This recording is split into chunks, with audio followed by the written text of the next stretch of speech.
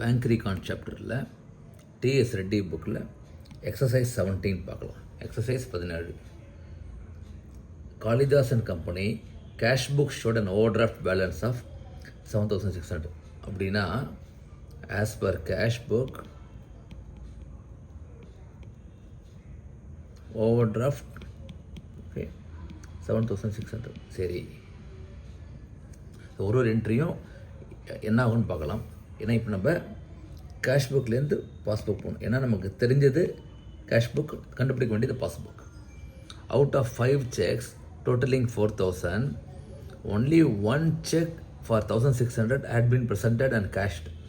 Okay, 4,000 ரூபாய்க்கு issue பண்ணார், ஒரு செக் தான். அப்போ பேலன்ஸ் 2,400 ருபீஸ் ஒன்றும் செக் வரல. சரி, ஃபஸ்ட்டு என்ட்ரி இது என்னது, ஏ தானே இது. ஓகே, ஏக்கு வந்து எப்படி பார்க்கணும்னா, கேஷ் புக்கில் செக் இஷ்யூ பண்ணால் ஓடி என்ன ஆகும், கரெக்ட் இன்க்ரீஸ் ஆகும். எவ்வளோ அமௌண்ட்டுக்கு 4,000 ருபீஸ் இன்க்ரீஸ் ஆகிருக்கும், கரெக்ட். ஆனால் பேங்க்கில் பாஸ்புக்கில் OD went up only by 1,600 rupees, கரெக்டாக. அப்போ மிச்சம் வரல. அப்போ பிஆர்எஸில்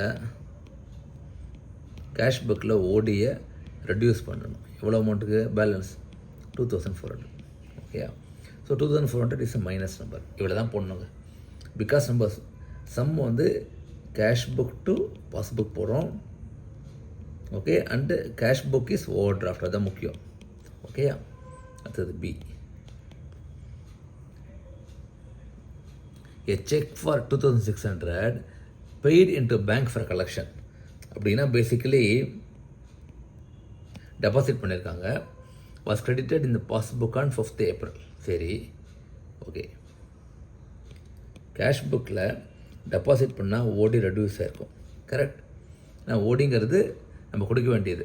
so when we deposit reduce ஆகிருக்கும். ஓகே, பாஸ்புக்கில் ஓடி நோ என்ட்ரி. ஓகே, அப்போ பிஆர்எஸில்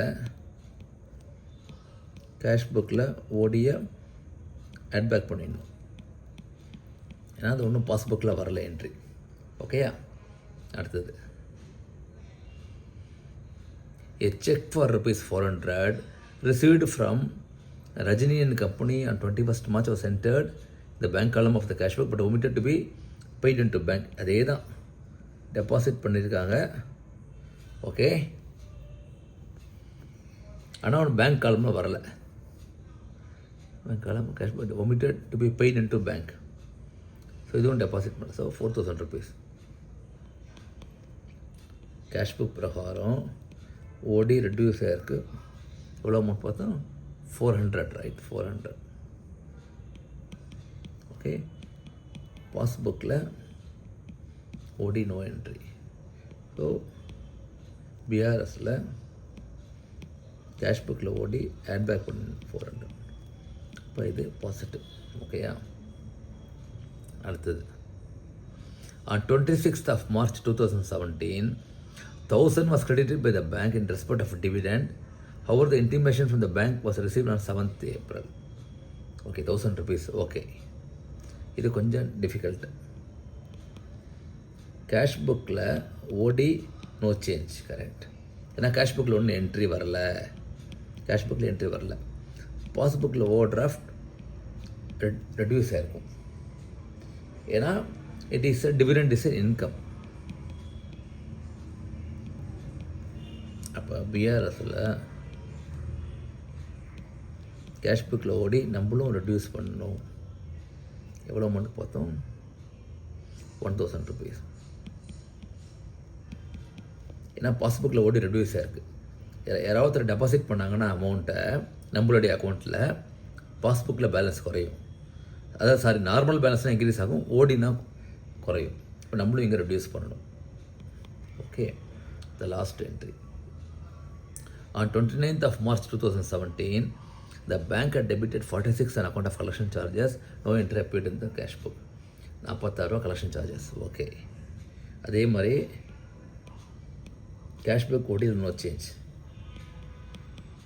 பாஸ்புக்கில் ஓடி வெண்ட் அப். ஏன்னா இது எக்ஸ்பெண்டிச்சர். போனது இன்கம், ஓடி ரெடியூஸ் ஆச்சு. இது எக்ஸ்பெண்டிச்சர், ஏன்னா கலெக்ஷன் சார்ஜஸ். ஸோ இது வெண்ட் அப். ஓகேயா? அப்போ பிஆர்எஸில் கேஷ் புக்கில் ஓடி இன்க்ரீஸ் பண்ணணும். 56 தானே பார்த்தோம். 46 நம்மளும் ஆட் பண்ணணும். ஸோ இப்படி தாங்க பண்ணணும். ஸோ ஃபஸ்ட்டு மைனஸ், அடுத்தது ப்ளஸ். ஓகேயா? சரி, இப்போ நம்ம செப்பரேட்டாக போடலாம். ஆட் இது பி. நான் பின்னு மாத்திரம் போடுறேன், நீங்கள் டீட்டெயில்ஸ் எழுதிக்கோங்கண்ணே. 2600. அதே மாதிரி சி 400, தென் இ 46 ஆட் பண்ணிங்கன்னா 3046. Okay,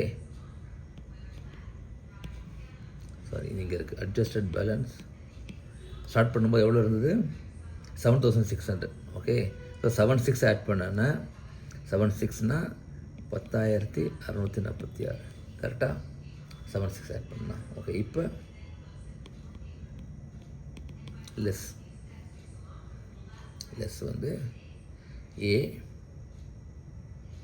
A and D. ஓகேயா? ஏ 2400, டி வந்து 1000 rupees.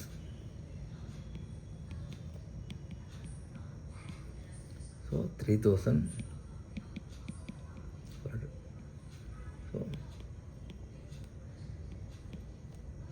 Balance as per passbook 6427. Super. As per over draft போடணும். ஏன்னா சேம் பேலன்ஸாக வருது, சேம் டைரக்ஷனில் வர்றதுனால அது ஓவர் டிராஃப்ட். ஓகேயா?